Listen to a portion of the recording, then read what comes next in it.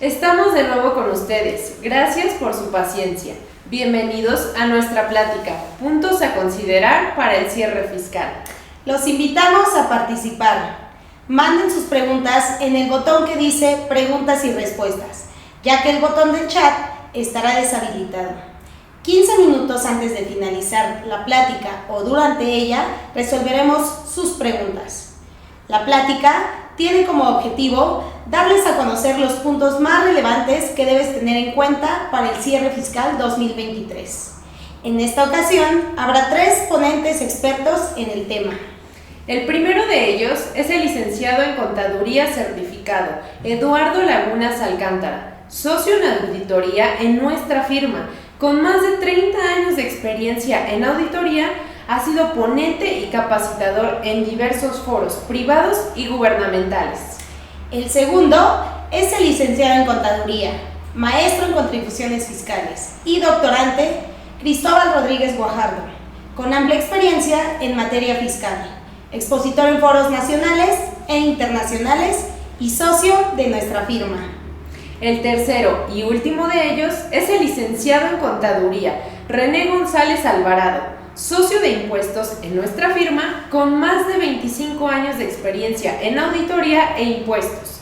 Ha participado en distintos foros como ponente y capacitador. ¡Iniciamos!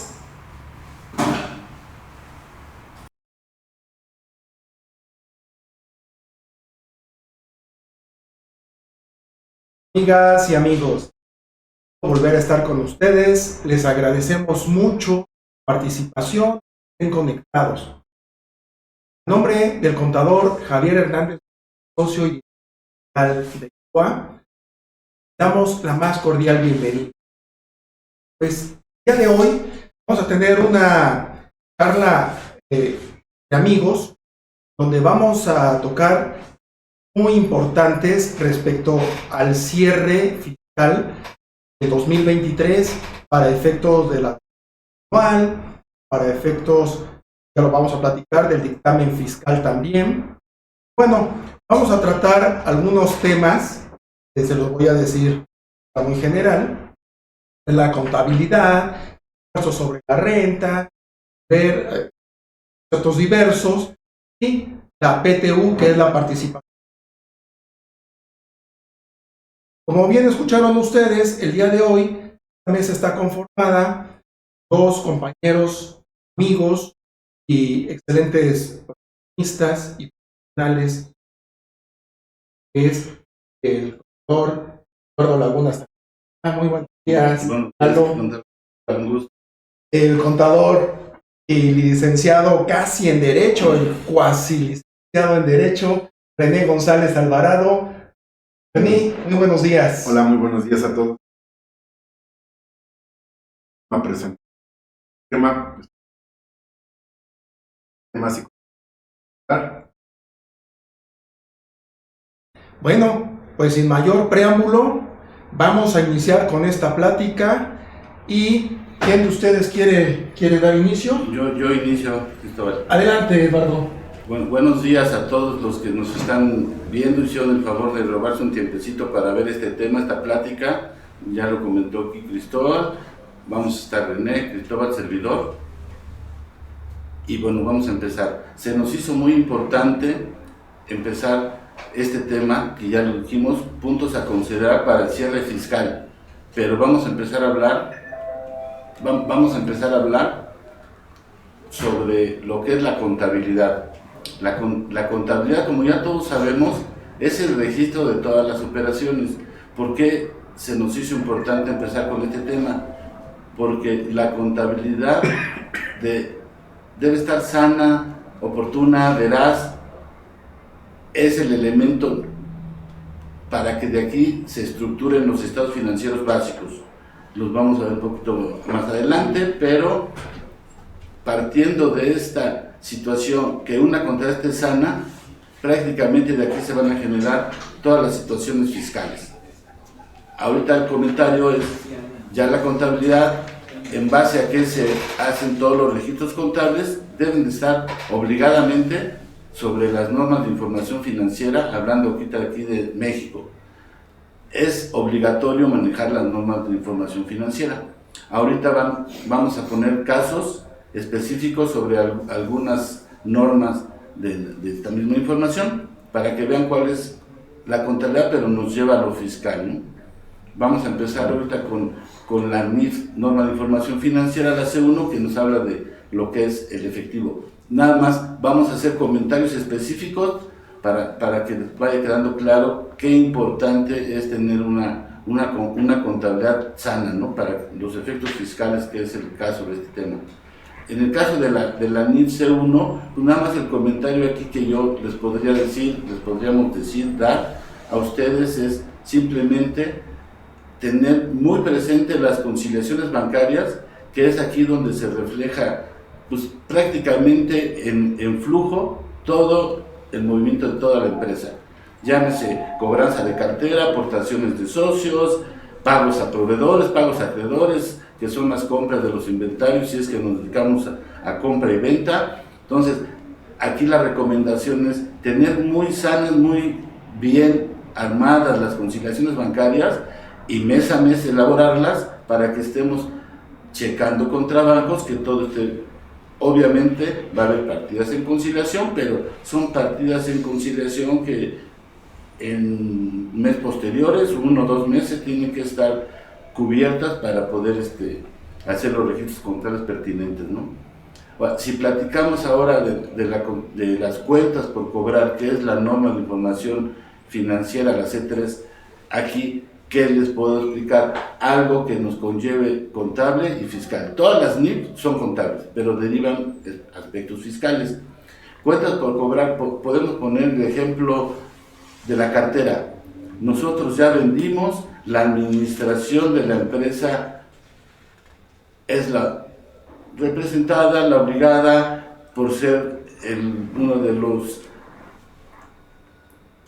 cargos más altos de las empresas. La administración están obligados a hacer políticas contables. En este caso, una de las políticas contables para lo que es cuentas por cobrar, ¿qué sería? Estoy hablando supuestos que cada empresa hace sus políticas. Puede haber políticas de 30, 60, 90 días, que era el más común. Ahorita puede ser una política de 30 días, puede haber una política de una semana, puede haber una política X, dependiendo la operación de la empresa, ¿no?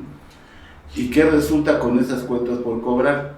Cuando ya se nos van venciendo nuestra cobranza, que todavía aparecen en la cartera, si tenemos una política de 30, 60, 90 días y hay una cartera que ya tiene 120 días, 140 días, 160 días, ahí es donde tenemos que tener aguas, porque existen contablemente las estimaciones para cuentas de cobro dudoso. Si sigue estando esta operación en cartera que no podemos recuperar, que nosotros estamos haciendo todo lo necesario para cobrar, le hablamos al cliente, mandamos correos, mandamos mails, mensajes, y no respondemos al cobro, se puede ya convertir en una imposibilidad de cobro. Una cartera que tenga ya 1 año o más de 1 año, ya tenemos que estar pensando en que ya hicimos todo lo que tenemos que hacer, posiblemente ya se considere una cuenta de imposibilidad de cobro. Ahí viene ya el aspecto, vamos a decirlo, fiscal. Para yo poder deducir esta cartera que ya está en imposibilidad de cobros, hay 2 opciones. Una opción sería cuando ya prescribe la operación a los 5 años, que más adelante se van a comentar artículos, fechas. Y la otra opción sería por la imposibilidad de cobro. La imposibilidad de cobro, ¿qué tenemos que hacer ahí? Tenemos que, cuando ya haya transcurrido más de 1 año, cuando ya se le hayan mandado por buzón a los clientes, ¿sabes qué? Voy a cancelar esta cuenta, tenemos que tener la respuesta para que podamos proceder. Se le tiene que avisar al Servicio de Administración Tributario antes del 15 de febrero que vamos a deducir cuentas por incobrabilidad de cobro. Aquí, ¿qué tenemos que hacer? Simplemente hay una regla que nos dice en ley que tiene que ser más, o sea, hasta 30,000 UDIs podríamos hacer con este concepto. Si nos vamos a más de 30,000 UDIs, también se pueden deducir pero ahí ya nada más entraría que tenemos que entrar en litigio con el cliente, tener la resolución, avisarle a Hacienda para que se pueda llevar a cabo la deducción fiscal. Aquí es lo que el comentario que hice anteriormente, nada más todos los comentarios ahorita iniciales son financieros, pero lo cual es importante mencionarlos porque nos repercute fiscalmente. Si me permites tantito, Claro que sí. les quiero comentar lo siguiente. Creo que es importante que mencionemos a nuestro auditorio, porque en el auditorio hay contadores ya con mucha experiencia, hay contadores que inician con su vida profesional, hay personas que son empresarias y que no están obligados a conocer los temas ni contables, ni fiscales, ni normas de información financiera. Mi comentario es este: la contabilidad es una, y sobre esa contabilidad vamos a tener resultados financieros y va a haber resultados fiscales. Pero la base de la contabilidad es una, atendiendo a la obligación que establece el Código de Comercio para empezar. Si estamos de acuerdo, el artículo 33 del Código de Comercio. Esto nos habla de manera general para el tema de los comerciantes. Te interrumpí tantito, No te preocupes. precisamente para que lo podamos dialogar. Luego de ahí viene la obligación legal, ya en materia fiscal, que para el caso de las personas morales, lo vamos a ver que lo tenemos en el artículo 76 de la Ley del Impuesto sobre la Renta. Después viene la parte del 28 del Código Fiscal de la Federación y 33 de su reglamento. Pero es la misma contabilidad que sirve de base para toma de decisiones financieras y para la determinación de las contribuciones. No sé cómo lo ven ustedes esa parte. Sí, totalmente de acuerdo contigo, ¿no? O sea, no, muchas veces erróneamente pensamos que tenemos una contabilidad financiera y una contabilidad fiscal, porque pues ahora con todos los mecanismos de sistemas, de los FDIs, etcétera, pues muchas veces bajamos los comprobantes y registramos los comprobantes y pensamos que eso es solamente la contabilidad, cuando la contabilidad, como ahorita bien mencionabas, Eduardo, pues lleva otros temas, lo acabas de decir perfectamente, como las estimaciones, ¿no? Que esa estimación pues es una política de la empresa y no deriva de ningún comprobante fiscal, ¿no? Pero parte de eso, como tú bien acabas de mencionar, ¿no? Sí, muchas gracias, Cristóbal René. Y nada más, no complementando, sino siguiendo con el tema, ahorita ya se platicó la norma C1, la norma C3, pero antes, ¿qué quiero comentarles? Las normas de información financiera son una obligación que se tienen que llevar dentro de la contabilidad, y en cuanto tengamos la contabilidad, como ya lo mencionamos, sana, de aquí va a fluir todo para lo fiscal, ¿no? Y obligación, yo podría comentarles, se han visto casos que muchas veces pues no se llevan a cabo como lo marcan las normas de información financiera en las contabilidades.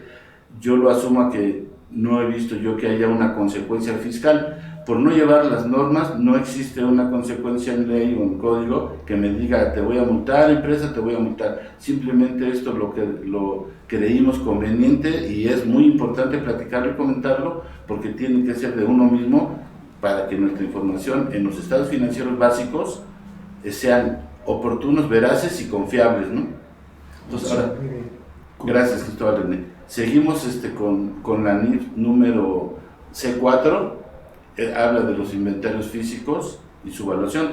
Aquí yo nada más lo que comento sobre los inventarios por el tema que nos está llevando. Podríamos hablar de las NIF y nos podría llevar a lo mejor un tema en específico, pero hablando de inventarios, el inventario, como dijimos ahorita, registros contables. ¿Qué es inventario? ¿Qué es un inventario dentro de la empresa? Pues son todas las adquisiciones. Si nos dedicamos a compraventa de cualquier artículo que ustedes quieran llamarlo, ¿cuál sería un registro contable? Mi registro contable es cargar a inventarios, cargar a un IVA, que no me meto ahorita en cuestiones de impuestos, un IVA acreditable, y nos vamos a un proveedor al que le vamos a comprar las mercancías. ¿Qué pasa si el inventario lo registran? Que hay casos que lo hacen y lo registran cargo a costo de ventas y con abono a bancos o a acreedores. Anteriormente se deducían fiscalmente las compras. ahora se deduce el costo de ventas. Entonces, llevando una contabilidad sana, ahí les voy a explicar la diferencia. Cuando yo registro contablemente un almacén, ¿qué pasa cuando yo voy a vender esa mercancía? Al momento de venderla tengo un ingreso, pero ¿cuándo voy a pasar? Entonces ahí empieza ya la normatividad financiera contra la fiscal, que va a ser secundario. Yo, para poder vender un artículo que ya lo tengo registrado en mis ventas, forzosamente tengo que mandar de mis inventarios al costo de ventas ese artículo que estoy vendiendo. ¿Para qué? Para que esté conforme a las normas de información financiera, con el postulado ingresos, comparación contra gastos, comparación contra costo. Entonces, si se dan cuenta, yo ya tengo un registro contable con esa venta, con ese traspaso de mi almacén al costo, yo ya tengo un costo de ventas. Que si fuera el único caso en el ejercicio, cuando yo llegue al final del ejercicio, ese costo de ventas que yo tengo en mi contabilidad va a ser el que yo deduzca fiscalmente dentro de mi declaración anual, ¿no? ¿Qué pasaría si me llevo 20 compras que hice en el año? Estoy deduciendo de más. Posiblemente podría tener situaciones con el servicio de administración tributario, porque estoy deduciendo de más algo que no he vendido. No está en base a normas, tampoco estaría fiscalmente bien deducido, ¿no? Pero fíjate, perdón. ¿Qué pasó? Qué interesante es lo que estás mencionando, porque estamos viendo sobre el renglón de inventarios, igual que lo demás, pero me voy a enfocar en el renglón de inventarios, la importancia tanto financiera como fiscal. Financiera para efectos de poder tener un control muy estricto, muy exacto de los inventarios para toma de decisiones financieras. Sin embargo, para efectos legales, nos dice de igual manera el 76 de la ley del impuesto sobre la renta, la obligación que tienen las empresas de llevar un control de inventarios, así como de levantar el inventario por lo menos una vez al año, prácticamente al final del ejercicio. Y tenemos en cuenta otra situación, que la misma ley, en el caso ahora de la ley del IVA, nos dice el artículo 8, oye, es que el faltante en los inventarios se considera enajenación, y enajenación es ingresos, correcto, de acuerdo al 14 del código, si están ustedes de acuerdo. Sí. Entonces lo vemos en la parte financiera y en la parte fiscal. Y comentaste algo que se me hace muy interesante. A ver, ¿tú qué opinas, René? Dices, es el hecho de tener bien soportadas las compras con la documentación comprobatoria, con el pago a los proveedores de esa mercancía, etcétera, que para efectos financieros lo conocemos como sustancia económica y para efectos fiscales lo conocemos como materialidad. Entonces, si se da cuenta nuestro auditorio, vamos perfectamente alineados, aunque son otros términos, la parte financiera con la parte fiscal. Sí, correcto. Sí, yo nada más quisiera de los dos puntos, y antes de que pasemos a la siguiente lámina, Lalo, en la parte que hablábamos de conciliaciones bancarias, como sí, que es el boletín de efectivo, la norma de información AC1, que ahora con toda esta dinámica del comercio electrónico, que muchas empresas ya están metidas en plataformas y venden y realizan sus operaciones a través de electrónicamente y mediante plataformas, que se da una situación que así es donde tenemos que tener mucho control, como tú lo mencionabas en la parte de conciliaciones bancarias, de tener perfectamente identificados cada depósito que tenemos en nuestra cuenta con la correspondiente venta o CFDI que se expide. Y dado que a veces el volumen de las operaciones de comercio electrónico son muchas, entonces sí hay que tener ahí mucho cuidado. He visto varias empresas donde, debido a lo mejor a una falta de estructura o una falta de conocimiento y demás, muchas de estas partidas de depósito no logran identificar a qué CFDI, a qué venta, a qué operación se realizó y no la concatenan, y después tienen, cuando la autoridad ejerce sus facultades de comprobación, ahí vienen los problemas, ¿no? Y respecto de las cuentas por cobrar, Muy bien mencionarles que, como mencionaba Lalo hace un momento, el registro contable de cargo a clientes con abono a ventas cuando hay una operación de enajenación o prestación de servicios, y generalmente pues volvemos a lo básico, lo que decías tú, Lalo, de la contabilidad. Sí. Pues generalmente la cuenta de clientes de cuentas por cobrar se carga por las enajenaciones, operaciones que realizamos, y se abona por los cobros que realizamos. Entonces, cuando me ha tocado ver que la autoridad, cuando ejerce sus facultades de comprobación, ella toma tal cual los abonos de la cuenta de clientes, presume que son ingresos y que deberían de estar correspondidos con su cargo a bancos, de acuerdo a la partida doble, ¿no? Cuando cobramos una operación, pues decimos cargo a bancos con abono a clientes. Entonces sí tener mucho cuidado también en esta parte, porque sucede que la autoridad presume que todos los abonos de clientes son ingresos. Entonces sí hay que tener ahí mucho control en estas dos partidas, en estos dos rubros que ya mencionaste, Eduardo.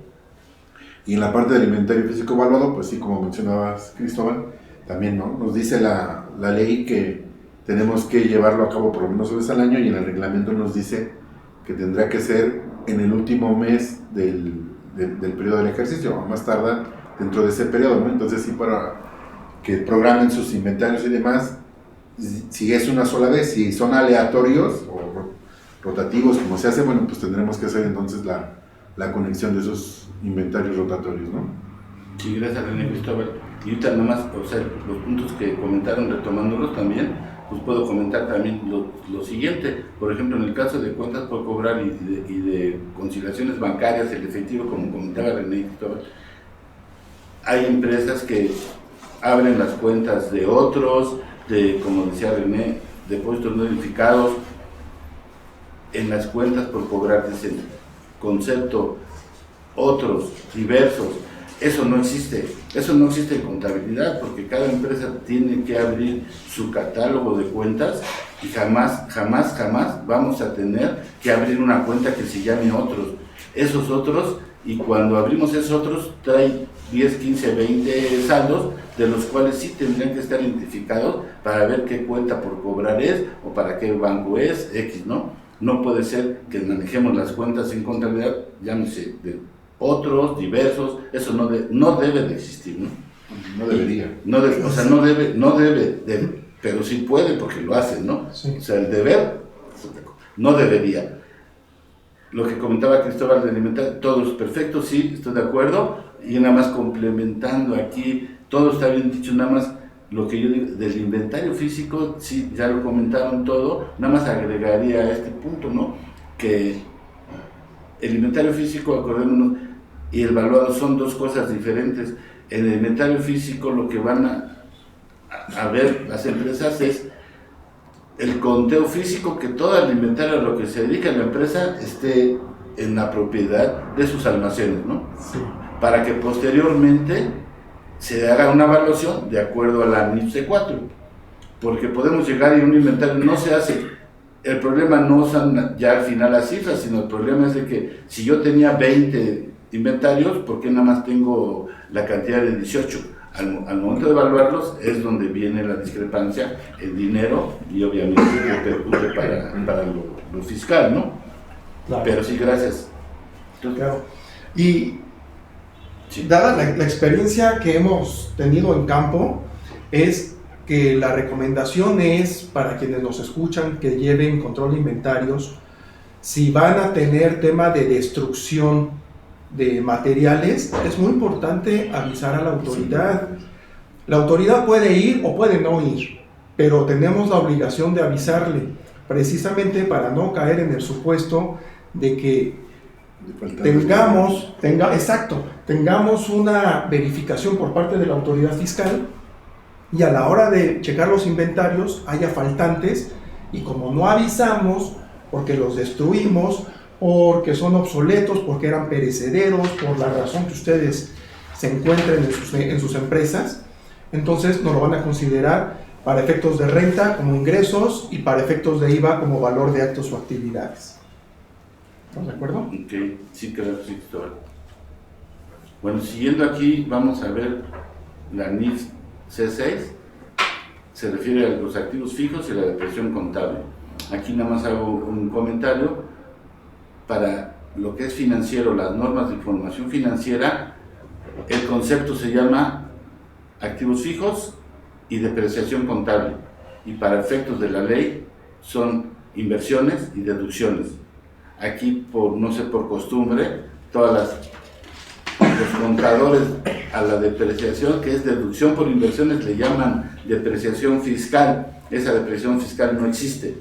Existe nada más la depreciación contable, que es financiero, y para efectos fiscales son la deducción de las inversiones, ¿no?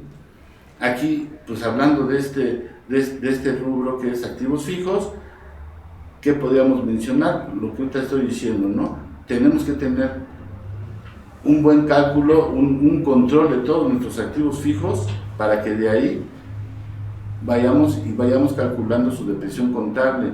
Todo lo que hemos comentado tiene que ser de forma mensual cuando son cálculos, porque no nos podemos esperar a fin de año. La contabilidad estaría falseada todo el año, que los accionistas no puedan tomar decisiones oportunas, ¿no? Por eso decíamos inicialmente, los estados financieros deben ser oportuno, veraz y confiable. La depreciación contable se calcula cada mes conforme a los activos que vayamos teniendo. Aquí otro concepto que lo maneja la NIF C6 es: no podemos agarrar tasas fiscales que son los de la ley. Dicen, un activo fijo se deprecia al 30%, otro activo se deprecia al 10%, pero esas son tasas que maneja la ley para las deducciones de las inversiones. Aquí lo que tenemos que manejar es: los activos se deprecian conforme a su valor de uso, su vida útil. ¿Qué pasa con los activos? Cada año se tiene que estar analizando las cuentas de los activos para saber si va bien o no va bien. No es lo mismo depreciar un automóvil que lo estamos usando para el día a día, a lo mejor se usa 7, 8, 10 horas al día, se va a acabar, su vida de uso se va a acabar más rápido que si a lo mejor nada más se usa 1 o 2 veces a la semana porque fue para X situación de que se ocupa. Su depreciación, si la hacemos como normalmente se hace a las tasas de ley, se lo van a acabar en 4 años, y a lo mejor el automóvil que no se usó mucho va a seguir teniendo vida útil. La norma nos menciona aquí que cuando se compran activos hay que hacer un estudio para ver su vida útil y el valor residual, para poner una parte como pendiente. Cuando se llegue a vender ese activo se pueda castigar contra resultados y contra lo fiscal, y la vida, ya la útil, la de uso, se va a ir depreciando mes a mes y año con año hasta llegar. Hay ocasiones, por ejemplo, ese es un ejemplo clarísimo: un edificio se deprecia al 10% según tasas fiscales de la ley, y cuando llegan a su fin, los edificios siguen en uso, siguen en vida, se siguen rentando. ¿Por qué? Porque lo hicieron conforme a tasas de ley y no lo hicieron conforme lo marca la NIF C6, vida útil de los activos fijos, ¿no? Aquí no sé si estén ustedes de acuerdo en lo siguiente.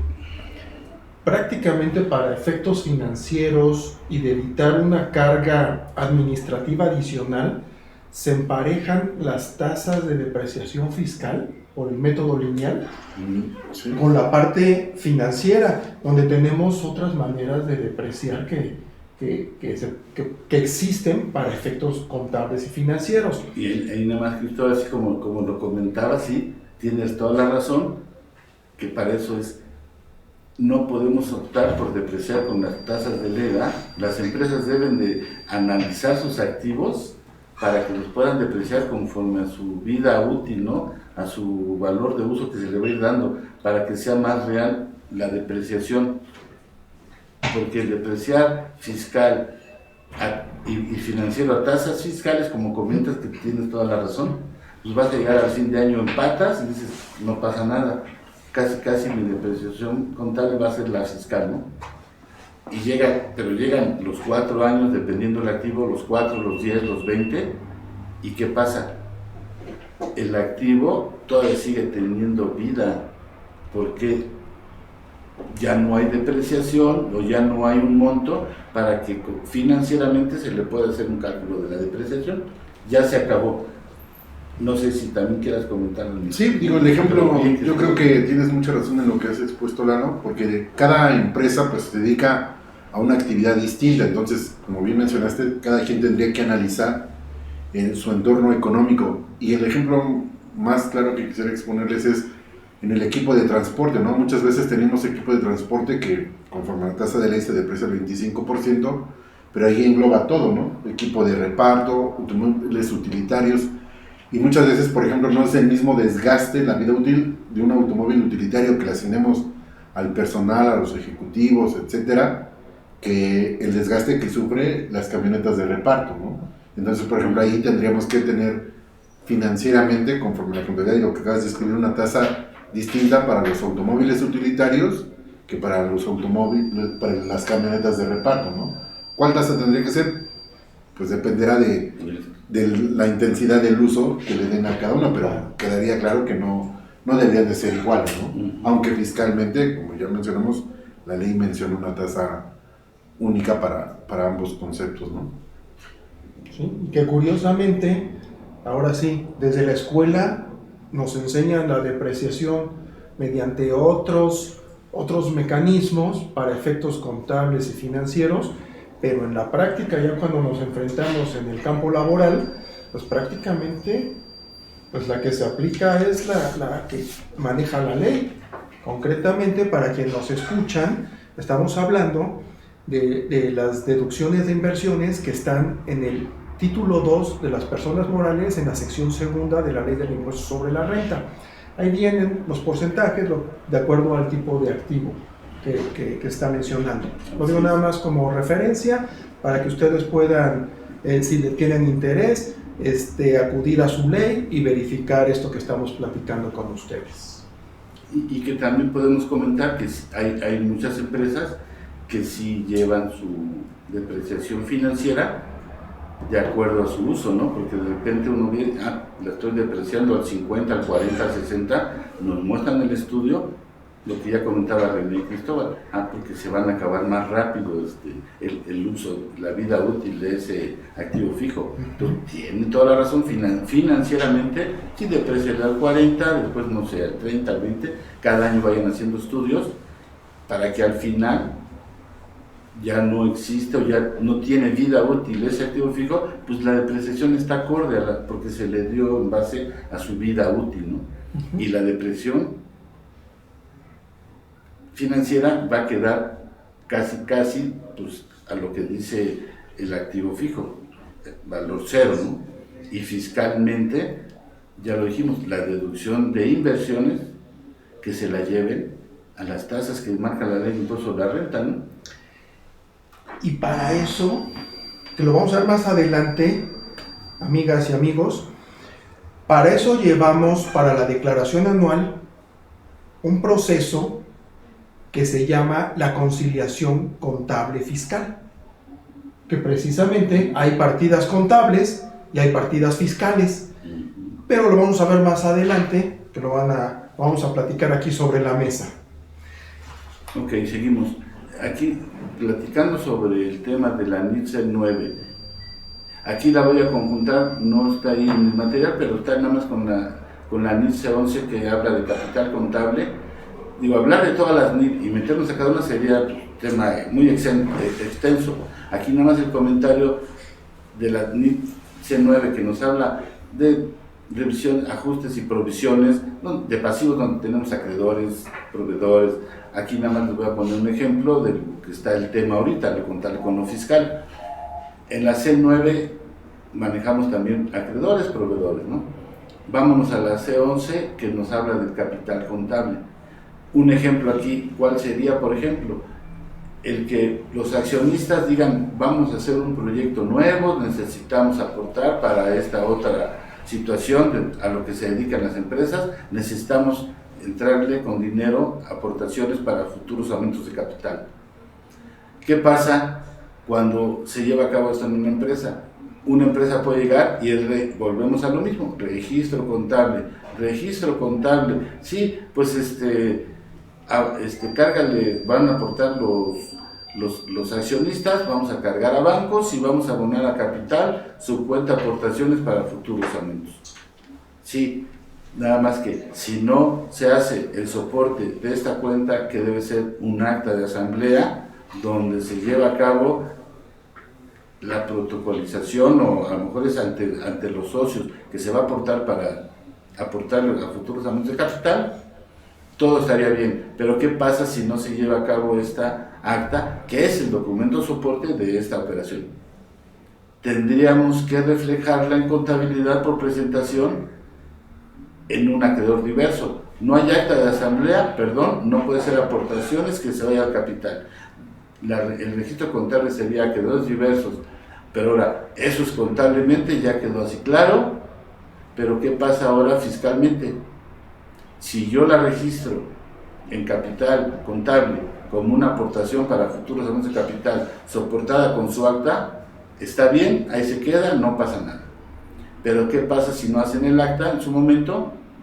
Se va a acreedores diversos y ahí aguas, porque ahí ya nos juega en el ajuste anual por inflación, ¿no? Entonces ahí ya, lo que ahorita ya comentaba René y Cristóbal, hay aspectos contables, fiscales que no están en la contabilidad, como es que derivan de la contabilidad, pero no están reflejados como tal en la contabilidad financiera, sino se va a ver reflejado vía un ajuste anual por inflación en la conciliación fiscal contable, que puede ser acumulable o deducible, que ya se platicará. Pero en este caso, del caso que estoy hablando de C9 con C11, o es con acta, se va a capital, no hay ningún problema. No tienen el acta de asamblea, se va a acreedores diversos, y posiblemente no es de que paguen impuestos directos, sino simplemente hacer el cálculo del ajuste anual, pero eso le va a generar un ingreso para acumulación, ¿no? Correcto. Y también otro punto de los pasivos, recordemos que los pasivos es una obligación de dar o entregar algún bien o servicio, ¿no? Y un caso muy común, Lalo, ¿estarás de acuerdo conmigo también, Cristóbal? Sí. Los anticipos de clientes, ¿no? Okay. Sí, claro. Los anticipos de clientes, que desde que el IVA se volvió flujo, bueno, pues nos piden todos un CFDI, ¿no? Entonces, timbramos un comprobante, un CFDI por ese anticipo, para que el cliente aparezca el IVA y se lo pueda acreditar, y muchas veces erróneamente, como decimos, como ya emití un CFDI de ingreso, por las disposiciones, muchas veces ese anticipo lo registran erróneamente, como bien decía, en la parte de ingresos, ¿no? Cuando en realidad eso, conforme a la norma, tendríamos que reflejarlo en el pasivo, porque estamos obligados o a entregarle el bien o el servicio, o si no se lleva a cabo, a regresarle el dinero.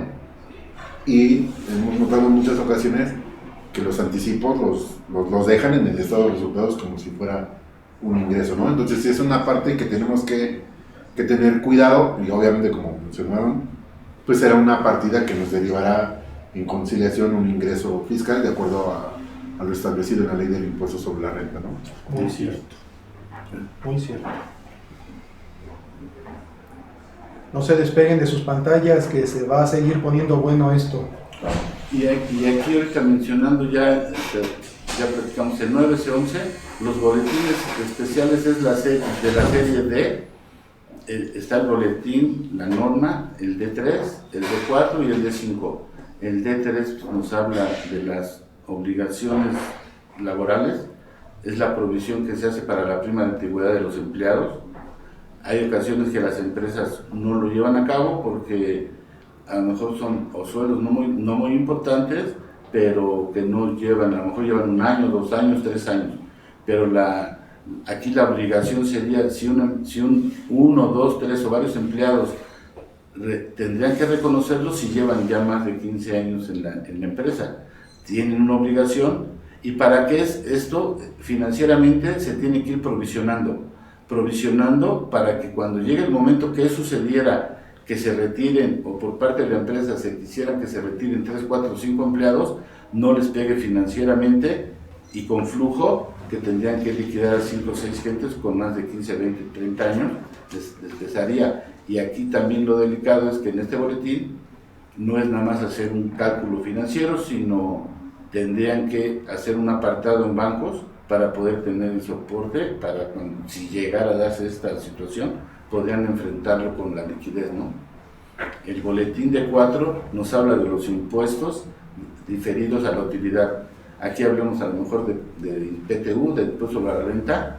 Aquí este boletín que es, normalmente hacemos nuestro cálculo de PTU del año, nos hacemos el cálculo de ICR del año, pero el boletín de 4 nos va aquí a explicar, y el objetivo de este boletín es, como hay partidas entre contabilidad y fiscal año que difieren, tendríamos que hacer aquí el cálculo para ver si tenemos un impuesto que ahorita me estoy deduciendo de más conforme a las normas y conforme a la ley, que en el futuro tendría que recuperar y pagar ese impuesto que dejé de pagar en el momento. Sería como un diferimiento, ¿no? Y el boletín de 5 nos habla sobre los arrendamientos.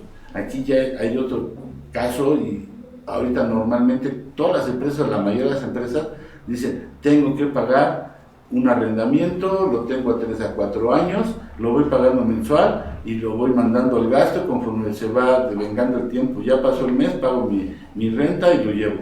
Y aquí este boletín ya nos lleva a que, dependiendo de los años a los que tengamos contratados ese contrato con el arrendador, manejemos 5 años, ¿a cuánto está la renta? Tendríamos que registrar contablemente en una cuenta de activo el arrendamiento y llevármelo contra un pasivo. Y de ahí lo voy a ir devengando así, año con año. ¿Para qué nos sirve esto si dices, bueno, lo vas a llevar a resultados año con año?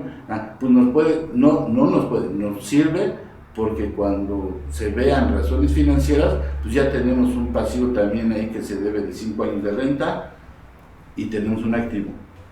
Aquí no sé si quieras comentar algo. Sí, pues generalmente es porque en el arrendamiento, en los contratos, en el caso que estás diciendo, pues generalmente hay un contrato y hay penalidades.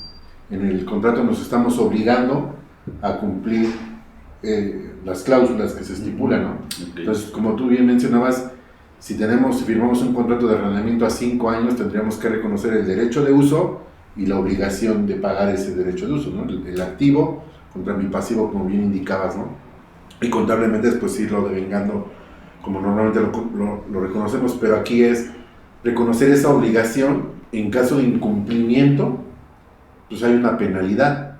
Entonces, pues ya tendremos registrado ese pasivo en caso de que incumplamos el contrato, ¿no? Básicamente sería el espíritu de este boletín, el D5 de arrendamientos. Y no solamente, mencionamos el ejemplo del arrendamiento, pero cualquier contrato que tenga una duración de más de un año se analiza si es arrendamiento financiero, arrendamiento puro, etcétera, y nos da la pauta. Bueno, nos meteríamos en una plática totalmente para ver este tema en específico, pero esa es la generalidad, ¿no? Okay. Y gracias, René. Y por eso les comentamos, ahorita se están dando ejemplos de todas las normas, porque para dar un tema en específico de las normas o de cada norma, pues sí abarcaría más tiempo, ¿no?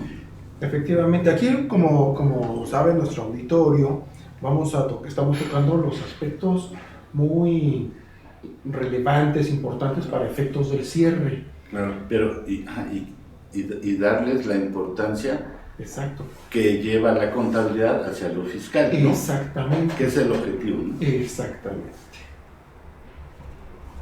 Luego entonces... Bueno, aquí pues les menciono, ya conocemos la situación de los estados financieros básicos, el estado de situación financiera, también hay una NIF que lo norma, es la D6, el estado de resultados integral, B3, estado de cambios en el capital contable, la NIF B4, y el estado de flujos de efectivo, la NIF B2. Aquí yo creo que en general todos los conocemos, los estados financieros, los hemos visto, nada más aquí yo podría hacer un comentario, ya para no redundar en que la información sea veraz, oportuna, así deben de ser. Aquí nada más comentarles que a partir del año pasado, en la declaración anual, sí fue el año pasado, ¿verdad? Sí, correcto. El año pasado ya se incrementaron en la declaración anual para aquellas empresas que no dictaminan sus estados financieros, para efectos fiscales, ya se agregó el estado de cambios y el estado de flujos, y siempre aquí, pues digo, como firma, apoyando a los clientes y amigos, nos dimos cuenta que el estado de flujo, ahí como que había situaciones especiales que digo, a muchas empresas, varias empresas, pues las estuvimos apoyando, ¿verdad? Nada más comentarles que pues, este estado de flujo, yo creo que las autoridades lo vieron necesario para meterlo ahí porque es un estado financiero básico, digo, muy importante, ¿no? Y más para los socios. El estado de flujos es, vamos a partir, hay dos vertientes, pero vamos la que es el indirecto, partimos de los resultados, quitamos lo que no contenga flujo, nos vamos a ver cómo se movió la operación, si generé o apliqué recursos, nos vamos a nuestras adquisiciones, si adquirí o vendí activos o inversiones, y después nos vamos al financiamiento, obtenemos préstamos, pagamos préstamos, y así llegamos al flujo al final del ejercicio de la empresa. Es un estado financiero muy muy importante y que muy interesante en manejarlo y más para los accionistas de las empresas, ¿no? Manejan aquí de toda la operación, de toda la empresa, cómo generaron el dinero, cómo lo aplicaron, cómo se financiaron o si no se financiaron y cómo pagaron, pero llegan a ver cómo se movió todo el dinero de la operación del negocio en un año y con cuánto dinero cuentan al final del año, ¿no? Fue el objetivo de comentar estos estados financieros, ¿no? Sí, correcto, porque como tú bien indicas, Lalo, ya en la declaración anual viene este estado de flujos efectivos sobre el método indirecto, si mal no recuerdo, ¿no? El método indirecto. Es el que solicita, entonces sí es importante que lo conozcamos, cómo es su preparación y su presentación, y en caso de que tengan alguna duda, alguna situación, pues igual manifiesten, ¿no? Ahí en el chat y podríamos hacer un taller, yo diría, de determinación del estado de flujo de efectivo, tanto por el método directo, que es el que pide la declaración, el indirecto, perdón, así como el método directo, ¿no?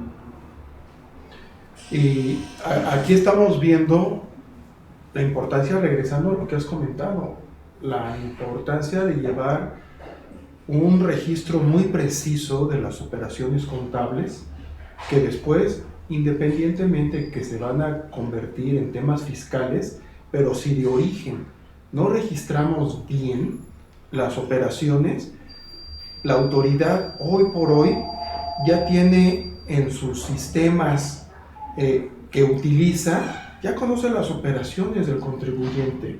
Entonces, si no registramos correctamente, al ratito al reflejarlo en la declaración, es probable que pudiera haber discrepancias que después el contribuyente tenga que aclararle a la autoridad. Entonces, me parece muy acertado el hecho de que hayas platicado toda esta parte de lo que es la contabilidad, la parte financiera, que después se transforma, ¿no? Correcto. Ok. No sé. Ahora bien, pues ya Eduardo nos habló de la parte financiera y yo quisiera comentar esta parte de la contabilidad, porque como él bien indicaba, en cuanto a la elaboración y el cumplimiento de las normas de información financiera no hay una sanción, ¿no? Es una norma imperfecta, dirían O sea, la gente de derecho, ¿no? Está bien, así, nada más así. El comentario sí fue de que no hay una sanción hacia las normas de Exacto, información por el financiera, incumplimiento de las normas. de las normas, sí. Así es, pues, correcto, ¿no? Okay, sí. Pero en la parte fiscal, pues sí tenemos que cumplir con requisitos, ya mencionó Cristóbal, y aquí están los fundamentos, ¿no? La integración de la contabilidad y su envío. Aquí es importante destacar la parte del envío, ¿no?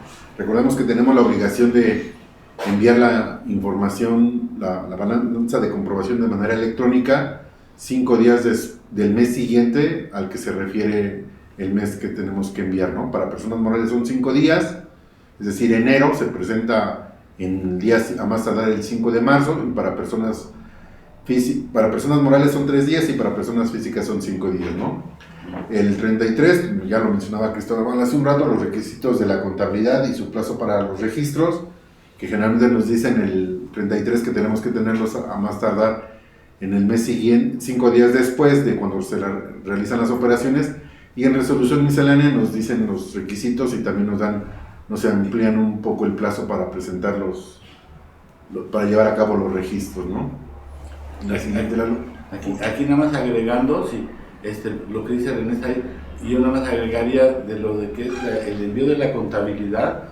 Cuando se envía la contabilidad que es la cuenta cuando se abre una El catálogo agrupador. Catálogo agrupador, y se envía la contabilidad, ahí también viene un apartado donde se especifica que se está enviando la información de acuerdo a las normas de información financiera, ¿no? Correcto. Y bueno, pues obviamente si tenemos una obligación y no la cumplimos, pues hay unas sanciones, ¿no? Y vienen estas en la parte del Código Fiscal.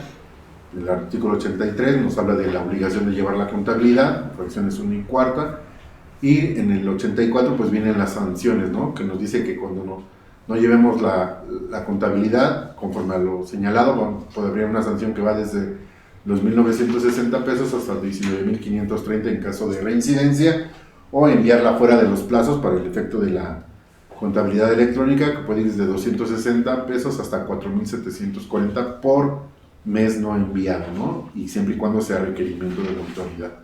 Entonces, por eso es importante, pues sí, como mencionaba Eduardo, cumplir con las normas de información financiera, tener una contabilidad bien determinada, bien registrada y, pues consiguiente, pues tener las bases para cumplir con las obligaciones fiscales, ¿no? Y en caso de no hacerlo, bueno, pues sí es importante mencionarles en qué podríamos incurrir, ¿no? Y si me permites, principalmente este comentario va dirigido a los no contadores o a los contadores todavía que son inexpertos, que empiezan esta vida profesional, al auditorio que no tiene conocimiento o está familiarizado con los conceptos. Quisiera nada más mencionar la diferencia en lo que es una infracción y una sanción, porque a veces utilizamos el término como para las dos cosas. Entonces mi comentario va en que la infracción es la violación de lo que establece la norma legal. El incumplimiento, el transgredir la disposición legal. Y la sanción es la consecuencia jurídica de esa transgresión, que normalmente se convierte que para poderlo resarcir es de manera pecuniaria, o sea, de pago con dinero. Entonces, infracción es la transgresión y la sanción es el pago en dinero que tenemos que hacer por ello. Eso va enfocado principalmente a las personas que están conectadas en este momento y que no están tan familiarizadas con los términos técnicos legales. Pues yo creo que vamos a hacer una pausa, tomar 5 minutos para estirar las piernas. Les pedimos que por favor continúen con nosotros y regresamos en 5 minutos. Gracias. Gracias, Seguimos.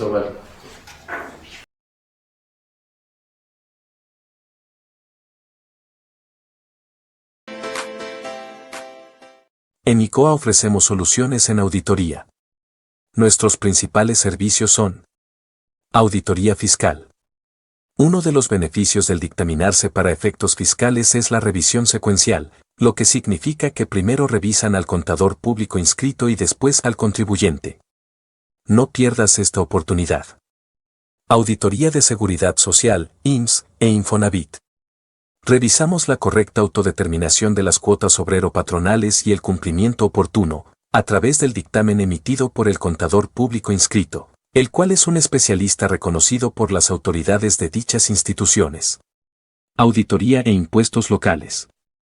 El dictamen de impuestos locales te permite tener la certeza del cumplimiento correcto de tus obligaciones en materia de impuestos sobre nóminas e impuesto predial. Auditoría financiera. El correcto cumplimiento de las normas de información financiera se refleja en los estados financieros, que son una herramienta para revelar e informar a terceros interesados. El dictamen en cuestión ayuda a cumplir con tus objetivos. Auditoría operacional y administrativa.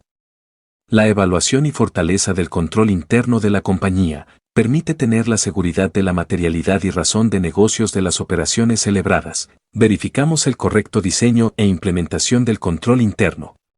ICOA es una firma internacional que actualmente tiene presencia en 20 países de América, Europa y Asia. 54 años de experiencia nos respaldan.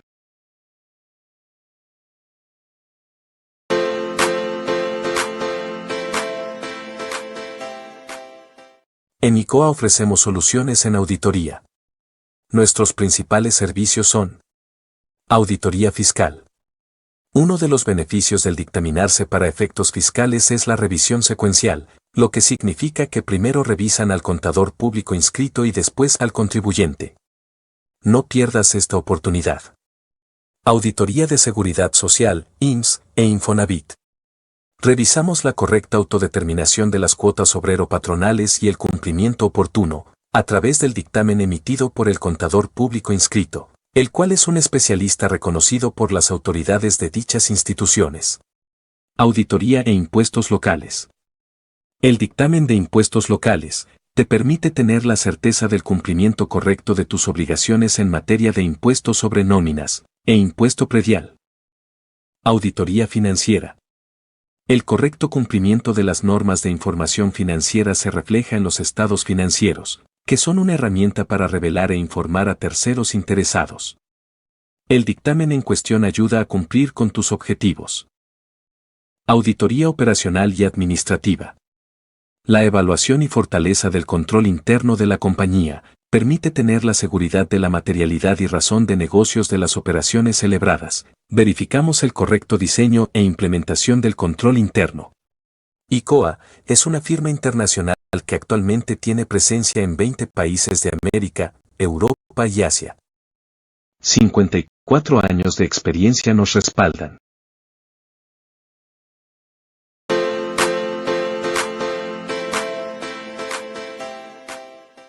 En ICOA ofrecemos soluciones en auditoría. Nuestros principales servicios son: auditoría fiscal. Uno de los beneficios del dictaminarse para efectos fiscales es la revisión secuencial, lo que significa que primero revisan al contador público inscrito y después al contribuyente. No pierdas esta oportunidad. Auditoría de Seguridad Social, IMSS e Infonavit. Revisamos la correcta autodeterminación de las cuotas obrero-patronales y el cumplimiento oportuno, a través del dictamen emitido por el contador público.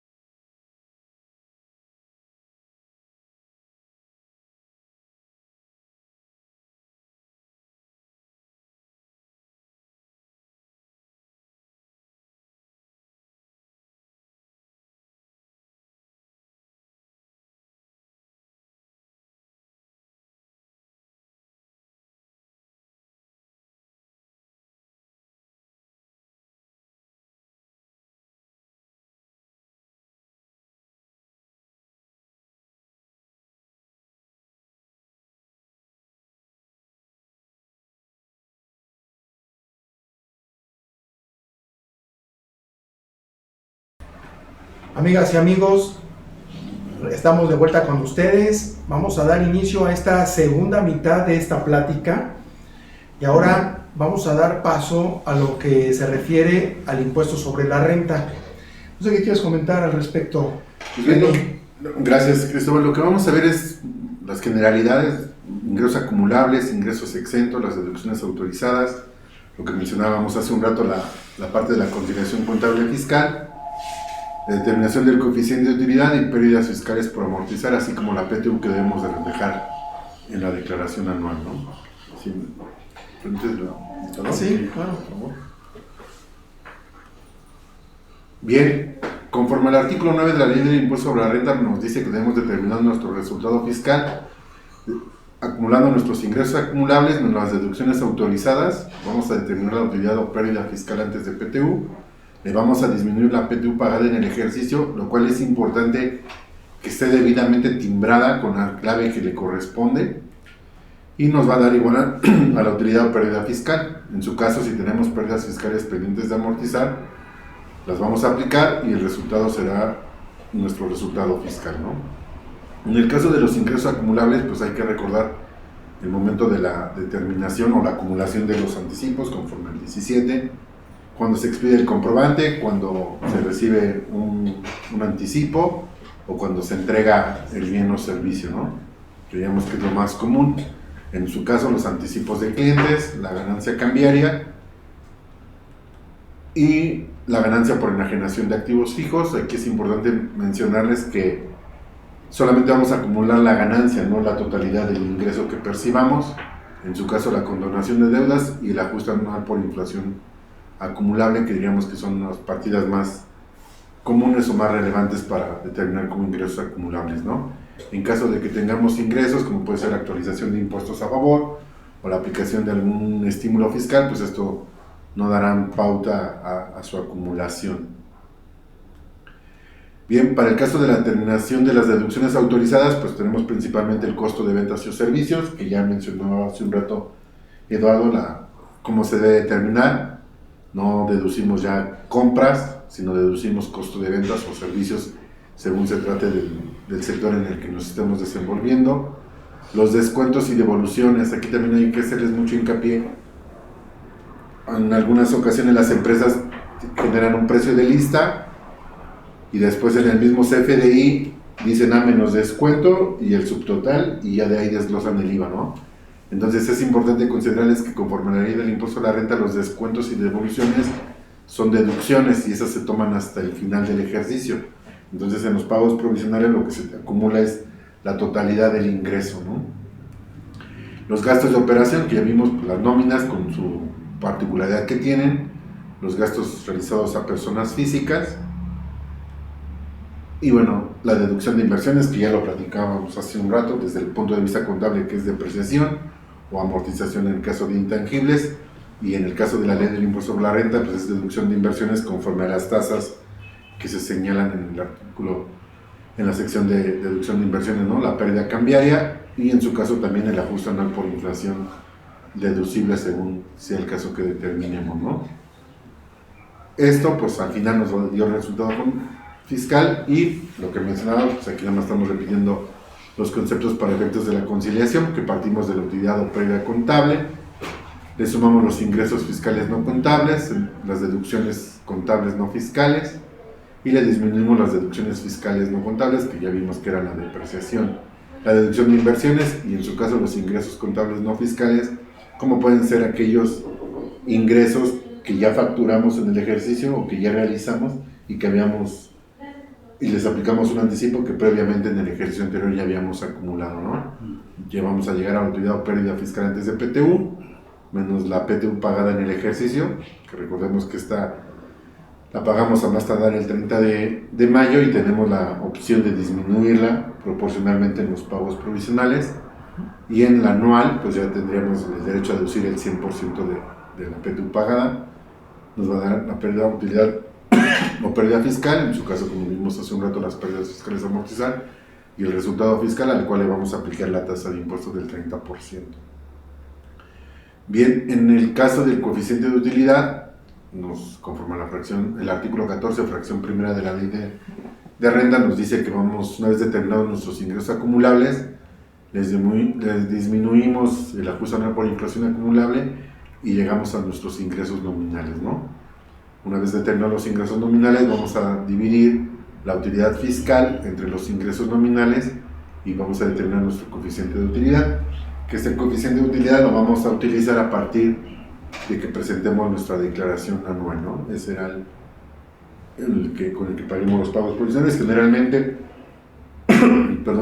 la declaración tenemos para presentarla más tardar el 31 de marzo, conforme a la ley, en 3 meses posteriores a terminado el ejercicio, ¿no? Entonces, querrá decir que si nosotros lo presentamos el día 28 o 30 de marzo, en el mes de marzo, nuestro pago provisional de enero y febrero se determinará con el coeficiente del ejercicio anterior, y el pago provisional de marzo a diciembre ya será con el nuevo coeficiente, ajustándose ahí en el mes de marzo el pago provisional, ¿no? Ahí yo Sí, nada más quisiera comentar. Y Claro. yo he visto casos que de repente dicen, para bajar un poco su coeficiente de utilidad, como la obligación de presentar las declaraciones al 31 de marzo, pero de repente presentan su declaración a lo mejor el 5, 6, 7 de enero, porque les da a lo mejor un coeficiente más favorable al que ya traían. Entonces, ¿qué pasa ahí? Lo que comentabas ahorita, ¿no? Si la presentan el 31, enero y febrero lo pagan con su coeficiente anterior, ¿no? Correcto.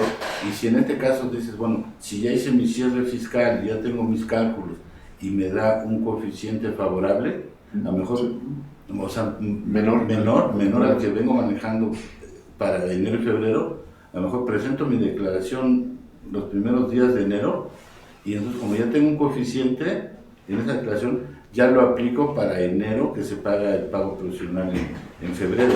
Correcto. Y ya me conviene en flujo de efectivo, ¿no? Sí, claro. Aunque a marzo pues, se llegue a... Ya no habría ese ajuste.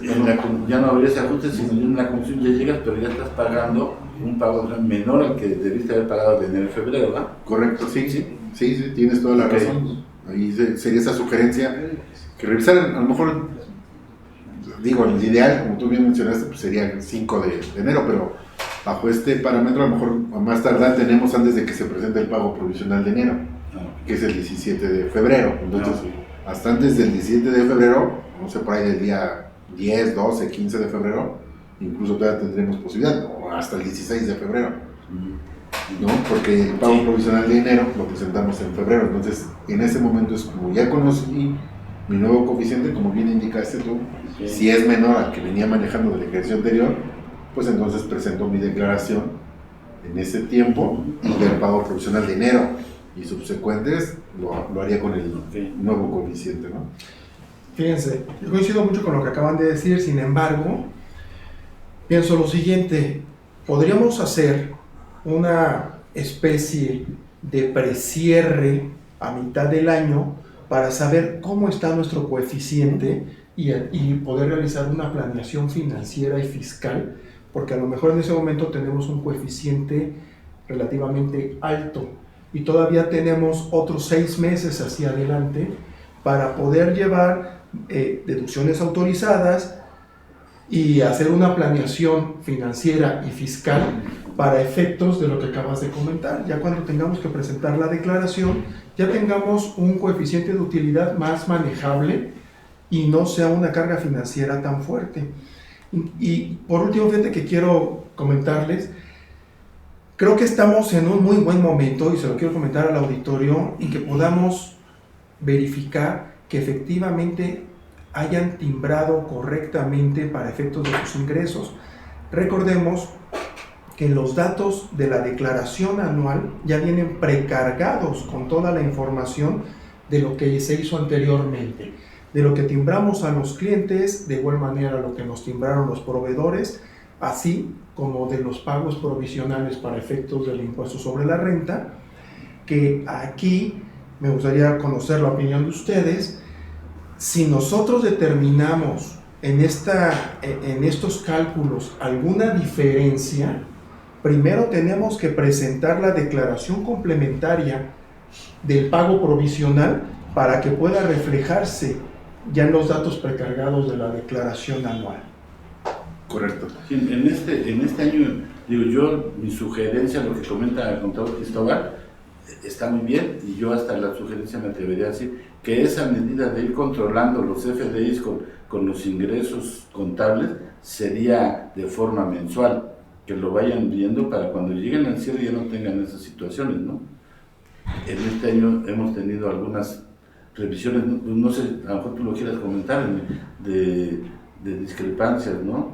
Y al momento de que, como lo que comenta Cristóbal, de hacer la presentación de las complementarias, ya no daba tiempo para poder tener ya los ingresos que se van acumulando, ¿no? Correcto. Antes de entrar en ese tema, ahorita y retomando el punto que decía Cristóbal, de que si por ahí de mitad del año podemos ir planeando, recordemos que incluso la ley nos permite presentar un aviso de disminución de coeficiente de utilidad, el cual debemos de presentar en el mes de julio.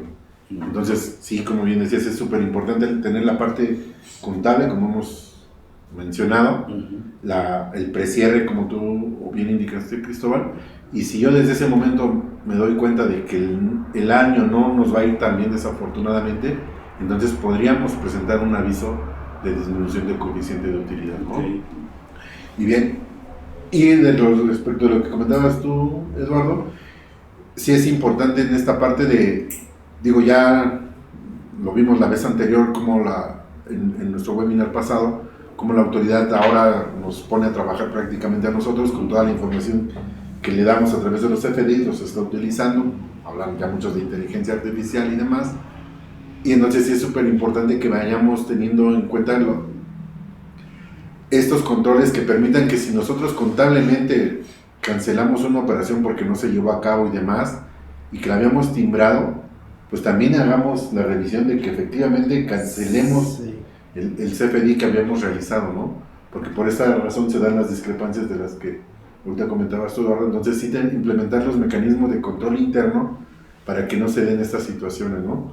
Porque, como bien indicaste, si nosotros queremos presentar en el mes de febrero o marzo complementarias de meses anteriores para que se acumulen los ingresos y ya se reflejen en la declaración anual, pues se satura la página y en lugar de ser, que nos dicen que son 72 horas para que se reconozcan, pues pasan más de 72 horas y estamos estresados de que no se ha reflejado los cambios que hemos realizado, ¿no? Sí, gracias, René. Y efectivamente ese fue mi comentario, hacia allá iba, que te lo transmití para que tú lo reforzaras bien, porque este año pasó de que de repente querían, oye, es que tengo que presentar complementarios de 4 o 5 meses, pero ya van 3 o 4 días y no se hace el proceso de la declaración, y entonces tenían que esperarse para llegar a ser el siguiente mes para que pudieran ya reconocerse ahí los ingresos y todo, ¿no? Y el comentario que hice yo fue por los tiempos, ¿verdad? Correcto. Que ya comentaste que ya no les daba tiempo para la presentación de la declaración anual, ¿no? Así es, y por eso es el hecho de esta plática, para que nosotros les transmitamos a ustedes lo que realmente las situaciones que se viven y que no estemos sufriendo ustedes y nosotros en el mes de febrero o marzo, ¿no? Que tratemos de no agarrar situaciones correctivas, ¿no? Claro. Sino que sean preventivas para no llegar a estos puntos, ¿no? Que se platican, ¿no? Que se comentan. Correcto, y en la parte de las pérdidas fiscales por amortizar, bueno, pues tenemos que hacer una correcta actualización y recordemos que tenemos 10 años para aplicarlas. En caso de que no apliquemos en un año teniendo el derecho para hacerlo, pues perdemos el derecho para aplicar hasta ese importe de las pérdidas fiscales, ¿no? Que en el punto de diversos, ¿qué es importante tener en cuenta para el cierre fiscal? Bueno, pues primero estar como localizados, tener un domicilio, que nuestro domicilio fiscal aparezca como localizado. Muchas veces si nosotros consultamos nuestra constancia de situación fiscal, hay un apartado donde dice domicilio y nos dice localizado o no localizado o sin localizar, ¿no? Muchas veces y la mayoría de las ocasiones aparece sin en proceso de verificación y demás, ¿no? Si fuera ese el caso, bueno, pues también en la página del SAT hay un apartado donde podemos hacer y solicitar la verificación de domicilio, que sería lo más correcto para que aparezca como localizado, ¿no? Sí, porque recordemos que es una obligación que ahora la autoridad ha puesto mucha atención en ello, en la parte de que el domicilio fiscal esté como localizado. Puede existir una consecuencia de que realmente no le demos importancia a esto y llegue un día el verificador al domicilio y por alguna razón no estaba la persona en su lugar, que abre la puerta, qué sé yo, y entonces el verificador ve y dice, pues sí, esto me presenté, pero resulta que no había nadie y como tengo mucho trabajo, ya me voy y lo pongo como no localizado. Y entonces nos puede poner en una situación compleja esta situación. Desde aquí, fíjense, quiero nada más hacer un comentario de la importancia de la verificación del domicilio. En la verificación del domicilio fiscal tiene mucha relación con el tema de razón de negocio y de materialidades, porque el verificador va a pedir el contrato de arrendamiento, las facturas, los FDIs que se expidieron, que se muestre el activo, la capacidad instalada que se tiene en el activo. Desde ahí no necesariamente tiene que haber acto de fiscalización de los que establece el 42 del código, sino que desde la verificación están viendo que haya razón de negocio y que pueda haber materialidad en esto. Perdón, el comentario, No, es importante mencionar. destacarlo, ¿no? La otra parte es que tengamos nuestro buzón tributario activo. Recordemos que prácticamente todos los contribuyentes ya tenemos la obligación de tener el buzón tributario activo. Recordemos que hay medios que tenemos ahí la obligación de inscribir un número de contacto telefónico y tenemos la opción de inscribir hasta 5 correos electrónicos. Entonces la sugerencia es que busquemos correos institucionales que no sean personalizados, porque a lo mejor estoy yo de contador y tengo mi correo electrónico a mi nombre y el día de mañana me voy y cambio de trabajo y ya no el correo me llevo mi correo, me dicen que es personalísimo o ya no pueden accesar, etcétera. Entonces sí tener unos correos institucionales y estar cotejando constantemente que los medios de contacto que están registrados sean de personas que laboran en las organizaciones, ¿no? La otra parte es la fiel vigente, ¿no? Ahí nada más, René, también agregaría del buzón tributario, lo comentaste, nada más es sí revisarlo periódicamente, ¿verdad? Claro. Por los tiempos, ¿no? Sí, Recordamos ahí, claro, que bueno que lo mencionas, que todas las notificaciones la autoridad ya la está haciendo electrónicamente, nos llega un aviso de que tenemos una notificación. Si después de 72 horas nosotros no verificamos esta notificación, tiene ya efectos legales de notificado después de las 72 horas y surte efectos para los plazos que nos indican las autoridades, ¿no? Es el medio de comunicación que tiene la autoridad con el contribuyente. Es imposible que las fuerzas fiscalizadoras se den abasto en ir a hacer, como antes sucedía, las notificaciones personales a los contribuyentes. Y por eso ya la cuestión de verlo constantemente, ¿verdad? Es correcto. Exactamente. Sí. Y que esto para nuestra audiencia lo pueden verificar los tiempos para abrir el buzón tributario en el artículo 17K del Código Fiscal de la Federación. Bien, y la parte que les decía yo de verificar que nuestra fiel esté vigente, ¿no? Recordemos que tiene un periodo de 4 años, una vigencia de 4 años.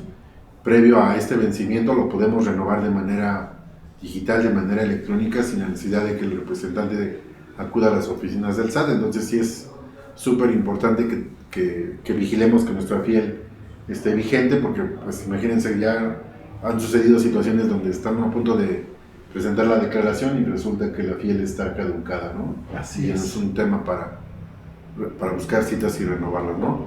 Y También hay el comentario que haces de la declaración anual, hay métodos de comentario también es importante, porque ya cuando se llega el momento de presentar de muchos clientes y amigos que se dictaminan para efectos fiscales y no se tiene en ese momento la fiel, pues estamos en la situación de que a lo mejor no se pueda presentar el dictamen, ¿no? Que no surte efectos porque no se presente en tiempo y forma, ¿no? la declaración, Es correcto. ¿no? Y la declaración y luego el dictamen, ¿no? No tengan la fiel y para el dictamen, que ahora ya se presenta el 15 de mayo, ¿no? Que vamos a suponer que se presenta la declaración y en el Inter Cualquier se situación. vence la firma electrónica y entonces el dictamen ya no se puede enviar o ya no lo podemos enviar. Entonces invitamos a nuestros amigos a los cuales les dictaminamos sus estados financieros que estemos todos conscientes de que es muy importante tener la firma electrónica actualizada. Antes de que se venza, en el portal lo pueden actualizar sin necesidad de acudir a las oficinas de la autoridad. Y eso fue como comentario, pero es importante para todos los sentidos, ¿no? Para cualquier declaración que vaya a presentar la empresa mensual, pues se necesita la fiel, ¿no? Sí. Para la anual se necesita la fiel, para el dictamen, aquello. Y a veces los que no se dictaminan, pero que tienen operaciones con el extranjero, también tienen que presentar la información fiscal también, llamémoslo un tipo así como el dictamen, pero nada más con ciertos anexos de la información hacia el extranjero, ¿no? Entonces también tienen esa obligación en el Código Fiscal, está en el 32H, si no me mal recuerdo, pero bueno, sería para todo eso el efecto de la fiel vigente, ¿no? Así es. Y bueno, pues siempre cuidar que nuestra opinión de cumplimiento esté positiva, ¿no? Sobre todo para aquellos contribuyentes, aquellos clientes que trabajan con el gobierno, que licitan con gobierno, es súper importante que mes a mes estén recabando y consultando su opinión de cumplimiento para que les permita poder licitar, ¿no? Efectivamente. Y en el caso de las pérdidas fiscales actualizadas que mencionamos hace un rato, hay que revisar que se hayan reflejado en la declaración anual del año en que se generaron y que consecuentemente los estén reconociendo, porque recordemos que ya la declaración anual viene precargada con muchísima información, y uno de los problemas que se tuvieron en ejercicios pasados fue de que no reconocían las pérdidas fiscales. Entonces sí hay que revisar esta parte. Para el caso de nómina, pues sí es importante estar revisando los visores de nómina para poder conciliar y determinar que lo que nosotros realizamos y timbramos o tenemos registrado como gasto de nómina esté respaldado con un CFDI correspondiente, ¿no? Entonces sí es súper importante ahí checar estos visores de nómina, la consulta de los CFDIs que bien mencionábamos hace un rato, como bien mencionaba Cristóbal. Revisemos la manera en cómo estamos timbrando los CFDIs, porque si nosotros ponemos la clave PUE de pagada una sola exhibición, la autoridad está considerando que ya fue una contraprestación que fue efectivamente cobrada, y lo está considerando así porque es una manifestación del contribuyente al emitir el CFDI.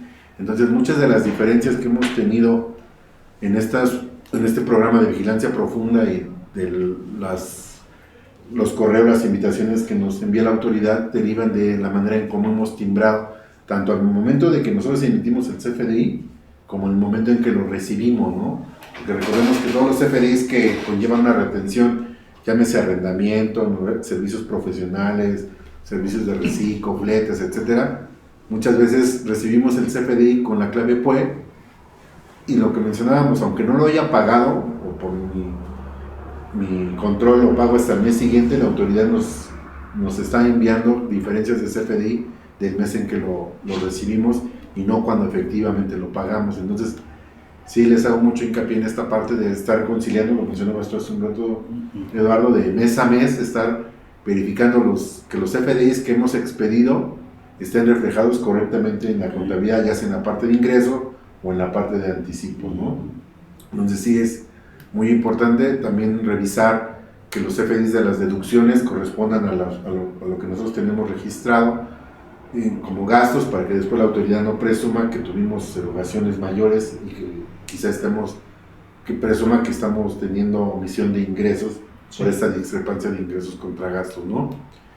Y bueno, y en su caso la cuenta de la CUCA, la cuenta de utilidad del capital actualizado, y la determinación de la CUFIN, que son datos informativos que nos pide la declaración. También es importante tenerlo porque quizá el día de mañana las empresas quieran repartir dividendos, y si no están reflejados estos dividendos en la CUFIN, la autoridad presume que no se ha pagado el impuesto y quizá nos haga una revisión y nos pida el pago de este impuesto, ¿no? En el caso de los dividendos. Bien, es creo que la parte importante. Ahora, la parte de la PTU, recordemos que como viene diseñada la declaración anual, nos da la opción de que si queremos manifestar el dato de PTU conforme a la ley del impuesto sobre la renta, con los datos que precargamos, o que si nosotros queremos manifestarlo manualmente, ¿no?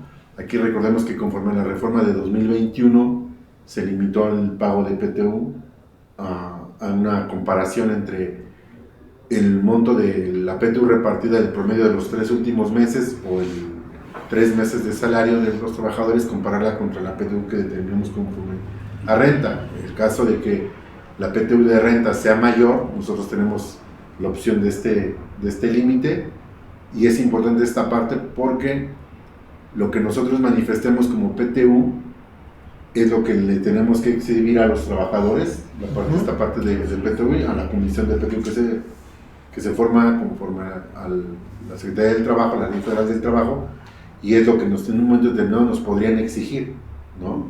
Entonces, si no tenemos cuidado en este monto que vamos a reflejar, pues podríamos después estar enfrentando alguna situación laboral, ¿no?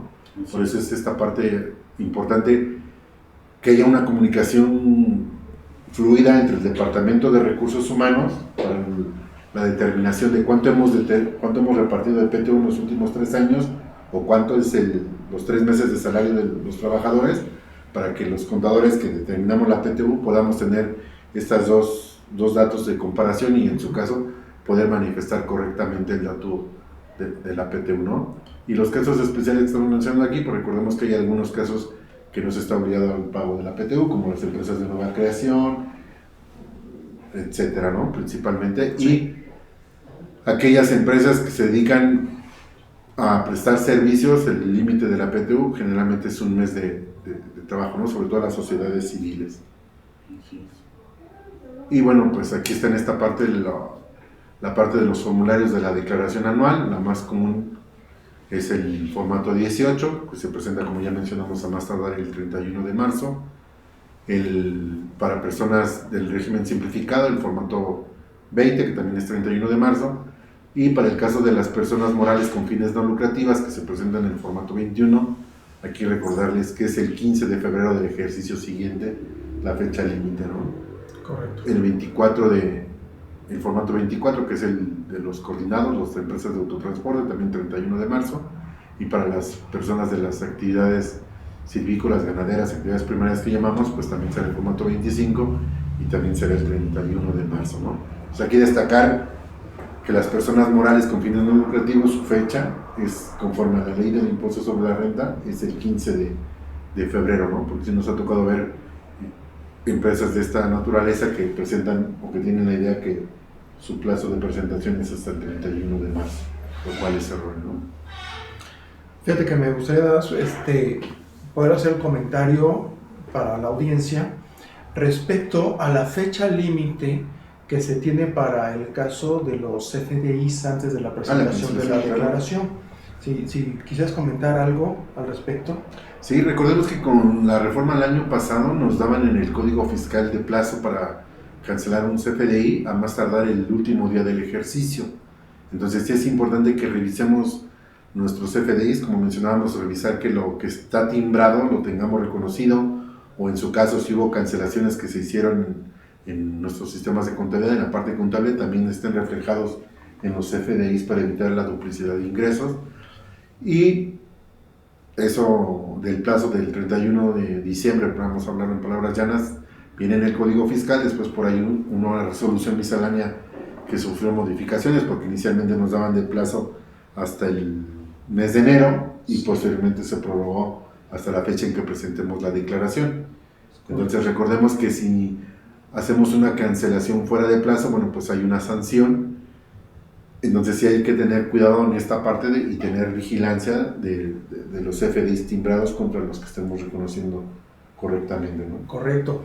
Y recordemos también lo que acaba de decir René, esta facilidad obviamente viene en regla de resolución miscelánea y también tenemos hasta el 31 de marzo como fecha límite para poder cancelar algunos CFDIs sin necesidad de pedirle la autorización al receptor, siempre y cuando se cumplan con algunos de los requisitos o encuadre en los supuestos que menciona la regla 2.1.735 de resolución miscelánea. Es más, ahorita se los puedo confirmar, pero ahí viene una lista muy completa de los supuestos en los que podemos timbrar. Es la regla 2.7.135 y pues no olviden por favor mandarnos sus preguntas para que sus servidores que estamos aquí presentes podamos darles respuesta. Los casos muy específicos, por favor contáctenos, estamos para servirles.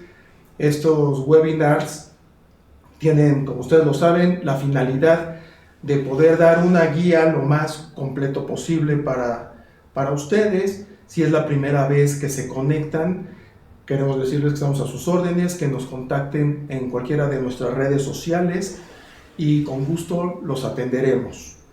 Entonces, sí, adelante. Y nada más quisiera hacer un comentario sobre la declaración anual, ya cuando la elaboren, nada más para aquellas empresas que están obligadas a dictaminar o que vayan a optar por dictaminar, no se les pase en el recuadro poner la opción, ya sea ahí al inicio de la declaración viene, estás obligado a dictaminar y ponerle ahí que sí, o del lado derecho está, optas por dictamen, sí, ¿Para qué? Para que surta efectos fiscales, ¿no? Si no se hace esa marcación en la declaración cuando se presente, pues ya el dictamen ya no surte efectos, porque está bien clara la regla que dice que tiene que ser al momento de la declaración y que se presente en tiempo y forma. Gracias por hacer esta precisión que es muy importante. O sea, el 31 de marzo. A más tardar. A más tardar, sí. Sí, es muy importante esta precisión que acabas de hacer, porque si no se marca y se envía el dictamen, no va a surtir efectos el dictamen ante las autoridades fiscales. Entonces no lo pierdan de vista, por favor. Cualquier cosa, por favor acérquense con Eduardo Lagunas, con René González, con su servidor, y con todo gusto los podemos apoyar en este sentido. Claro que sí. Bien, miren, uno de las preguntas que nos están realizando nos dice: ¿cuál es el plazo para reunir los requisitos de las deducciones autorizadas? No sé, ¿tú la contestas? ¿No? La repito: ¿cuál es el plazo para reunir los requisitos de las deducciones autorizadas? ¿O la tomo yo? Toma, ¿Sí? ¿no? Ok, mira, nos dice, recordemos que conforme al artículo 27 de la Ley del Impuesto a la Renta, nos dice que los comprobantes los debemos de obtener cuando se realizan las operaciones o a más tardar en la fecha en que presentemos nuestra declaración, que estamos hablando que la fecha máxima es el 31 de marzo, ¿no? Entonces ese sería el plazo máximo, vamos a decirlo así, para poder recabar la documentación. Nos dice, otra pregunta nos dice, lo que platicabas tú, Eduardo, nos dice, ¿qué sucede si en una empresa recibió aportaciones para futuros aumentos de capital y no se elaboró el acta correspondiente? Bueno, ahí pues la respuesta sería, lo comentamos durante la plática, es si no se recibe el documento soporte que es el acta de asamblea, tendría que presentarse como un acreedor diverso, ¿no? Correcto. Y con su consecuencia como... Y con su consecuencia que va a ser, para efectos fiscales, se va a sumar a las partidas que se metan en el ajuste anual por inflación. Ok. Perdón, que está muy interesante esta parte, porque sabemos que para efectos de los ingresos exentos, las aportaciones al capital no se considera un ingreso, pero siempre y cuando reúna los requisitos que acabas de comentar y que acabas de mencionar, porque de lo contrario juega para efectos incluso el componente de inflación del ajuste anual, ¿no? Correcto. Luego nos preguntan, dice, ¿existe alguna sanción por no pagar la PTU? Bueno, pues sí, obviamente en la Ley Federal del Trabajo, que nos da la obligación de efectuar el reparto, pues también nos da una sanción, ¿no? Y la sanción pues van desde las 250 hasta las 500 sumas, que más o menos equivale entre 25,000 y 500,000 pesos más o menos, ¿no? Conforme el valor de la UMA actualmente, ¿no? Y por acá nos hacen otra pregunta, nos dicen, ¿cómo se determina el valor a depreciar contablemente de un activo fijo? Pues ahí, digo, eso en la norma de información financiera, en la NIF C6, ahí nos habla del valor histórico, el monto original de la inversión. Le vamos a quitar el valor residual y se va a dividir entre la vida útil estimada y nos va a dar, es lo que platicábamos, si yo tengo 100 pesos y hago este cálculo, dependiendo de los estudios de la vida útil del valor residual, ¿qué va a pasar? A lo mejor me da el porcentaje, es decir, 20 pesos los tengo que dejar en mi activo guardaditos y 80 los dejo para que empiece a depreciar. Y cuando se llegue al caso que se venda o que ya no tenga utilidad ese bien, los otros 20 pesos se harán vía cancelación a resultados con su deducibilidad. Pero al inicio de cualquier activo, la NIF C6 nos menciona esta parte, que casi nadie la hace, pero a lo mejor es muy importante, ¿no? Pero esa es la fórmula con la cual se puede determinar, ¿no? Bien, por acá tenemos otra pregunta. Creo que también ya lo comentamos, pero vamos a retomarlo, porque nos dice que cuál es la fecha límite para efectuar la toma de inventarios físicos, ¿no? Y por ahí creo que no hablábamos de la obligación en el... Nos dice la Ley del Impuesto sobre la Renta que la fecha límite es hasta el último mes del ejercicio. O sea, traducido en palabras de campo, es en el mes de diciembre. Ese sería el último mes del ejercicio para la toma de inventarios. Es por eso que nuestros clientes y amigos regularmente tienen a nuestros compañeros auditores en sus empresas levantando los inventarios a fin de año, a reserva de que probablemente por control interno y porque así son las necesidades de la empresa, se hayan tomado previamente otros inventarios. No sé si estás de acuerdo con ello. Y aparte de la ley también el artículo 110 nos permite que puede ser un mes antes, ¿no? Hasta un mes antes. Y como bien dices, Cristóbal, ahí la obligación es al mes de diciembre, que es cuando se emiten los estados financieros del cierre, llamémosle fiscal, ¿no? Enero-diciembre, ¿no? Tiene que ser a diciembre y nos dan el parámetro de un mes anterior, o sea, el último día del mes anterior, que sería 30 de noviembre, ¿no? Sí, otra pregunta que nos indican es que ¿cuál es el plazo para cancelar los CFDIs de nómina? ¿No? Pues ese es el que mencionábamos, que tenemos de plazo hasta el día 31 de marzo del año siguiente, conforme a la regla 2.7.1.35 de resolución miscelánea. Entonces ese es, ahí eso lo establece. Incluso creo que es la que encabeza la lista de toda la relación de los supuestos sin necesidad de pedir autorización al receptor. Sí, correcto. Y ahí nada más sí es importante mencionarles que cotejemos que los conceptos que nosotros timbramos, porque me ha tocado ver que tenemos nosotros en nuestro sistema de nóminas un catálogo de percepciones y deducciones que no necesariamente corresponden con el catálogo del CFDI de nóminas. Entonces sí cotejemos, hagamos una revisión de los ingresos o los conceptos que estamos timbrando que correspondan al código del catálogo del CFDI de nóminas, porque también por esas discrepancias la autoridad nos ha mandado muchas diferencias entre lo timbrado contra lo retenido del CFDI de nóminas. Entonces, así como les mencionábamos hace un rato de la importancia de verificar las claves de timbrado, de pago del CFDI de ingresos, entonces en este caso también les quiero reiterar que revisemos la parte de las claves con que estamos timbrando los conceptos de percepciones y deducciones en el CFDI de nóminas para evitar que a futuro la autoridad nos diga que hay discrepancias entre lo que enteramos contra lo que declaramos, porque determina una base gravable distinta, ¿no? Así es. Entonces, creo que bueno, por aquí nos están dando otra pregunta. Dice, ¿qué pasa si no se emiten complementos de pago en tiempo y hasta qué plazo existe para hacerlo? Bueno, recordemos que el plazo para emitir los comprobantes de pago son, si mal no recuerdo, creo que 10 días después del mes siguiente. ¿Qué pasa si no lo hacemos? Bueno, pues en caso de que la autoridad nos ejerza sus facultades de comprobación, podría haber una sanción.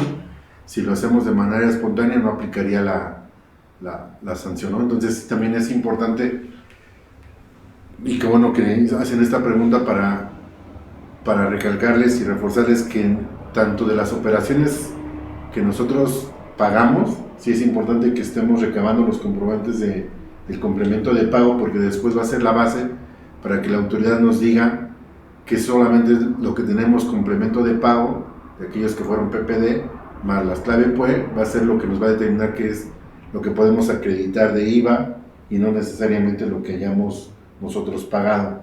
Entonces sí tener mucho cuidado en esta parte de tener nuestros complementos de pago, sobre todo cuando estamos nosotros acreditando el IVA, para que tengamos el soporte de lo que estamos acreditando y no tengamos en el futuro discrepancias por esta parte, ¿no? Recordemos que ahorita en el último mes la autoridad estuvo mandando discrepancias de IVA causado, de acuerdo a lo que manifestaron, decían en los correos, ¿no? Que había discrepancias entre el IVA que nosotros manifestamos como causado contra lo que nos habían reportado los terceros a través de las DIOTS, ¿no? Que ahí sí está complicado saber cómo nos reflejaron nuestros clientes, pero sí es importante entonces nosotros tener cuidado en esta parte de de los complementos de pago, ¿no? Para evitar futuros... Qué bueno que tocas el tema, que lo comentan, porque no perdamos de vista lo siguiente, amigos.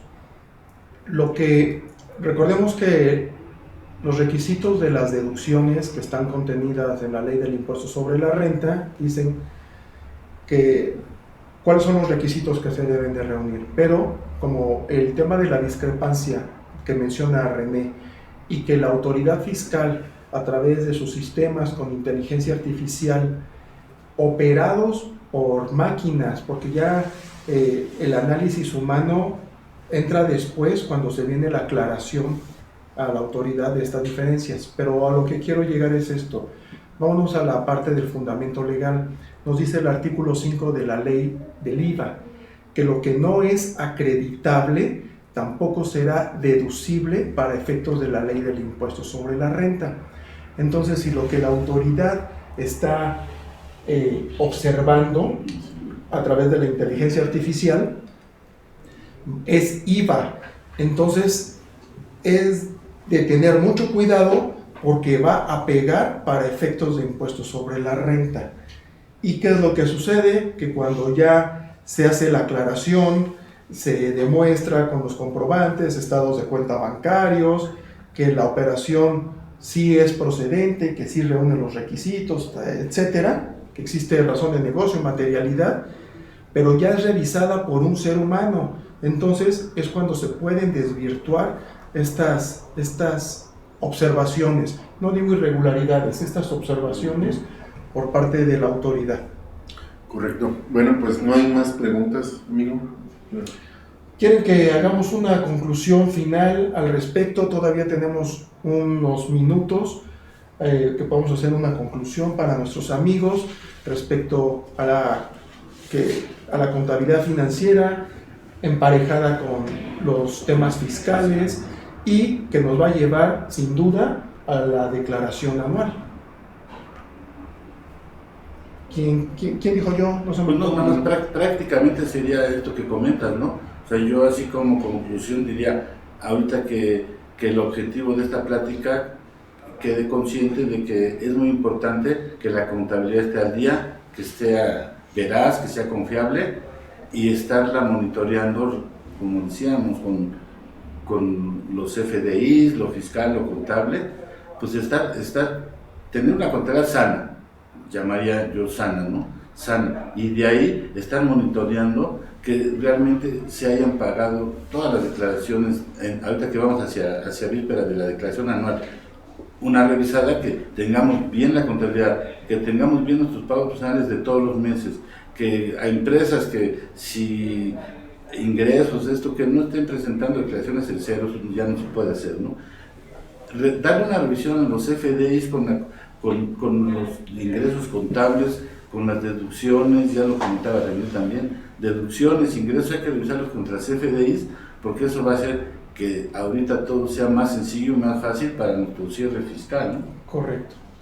Sí, yo a manera de conclusiones podría comentar que estamos todavía en tiempo, todavía tenemos prácticamente 15 días para subsanar, corregir, cancelar, verificar, que nos permita tener una contabilidad correcta, bien determinada, como mencionaba Eduardo, para que nos permitan realizar los papeles de trabajo correctamente para la declaración anual, que verifiquemos que lo que hemos timbrado en el caso de retenciones, nóminas, estén pagadas las retenciones, porque pues ya recordemos que lo que no está pagado, la declaración anual no nos permite pagar, que nos veamos, programemos flujos en caso de que no nos hayamos enterado correctamente, y pues simplemente que todavía estamos en tiempo, ¿no? Entonces que esperamos que estos puntos, que son como preventivos, como bien decías tú, Eduardo, nos sirvan para tener un buen cierre fiscal, ¿no? Así es. Y bueno, pues agradecerles su presencia, ¿no?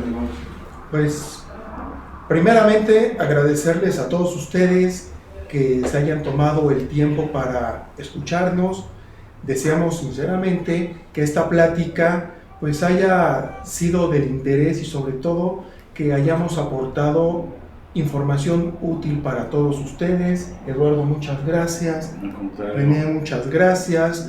Al equipo que nos hace favor de apoyarnos siempre, que está atrás de cámaras, les agradecemos. Y A nombre del contador Javier Hernández Gómez, socio y director general, les deseamos unas felices fiestas decembrinas, feliz Navidad y un maravilloso año 2024.